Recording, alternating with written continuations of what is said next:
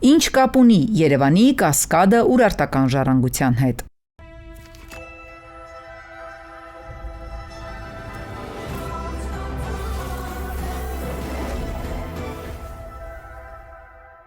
«1949 թվականին Թեյշեբանիի ամրոցից հայտնաբերվել են իրար վրա դրված 97 բրոնզե փայլուն թասեր։ Դրանց մեծ մասի միջնամասում սեպագրով նշված են ուրարտական տարբեր միապետերի անունները, ինչպես նաև դրվագված են պատկերներ, որոնք կարող էին ունենալ նաև հիերոգլիֆային նշանակություն։ Այս առումով հատկապես առանձնանում է աշտարակը եւ նրա վերնամասից վեր խոյացող նիզակը, կենաց ծառը կամ գուցե հասկը։ Նման պատկերներ շատ են հանդիպում նաև ուրարտական խեցեղենի տարբեր հատվածներին։ Ըստ տարբեր հետազոտողների, այդ պատկերը կարող է խորհրդանշել տաճար կամ աշտարակ։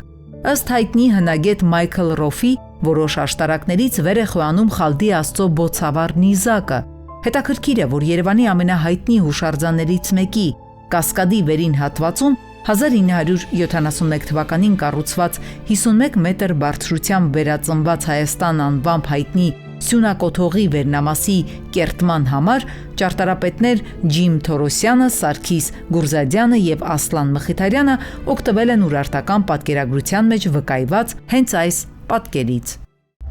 Նախագծի գլխավոր գործընկեր Ագբաբանկ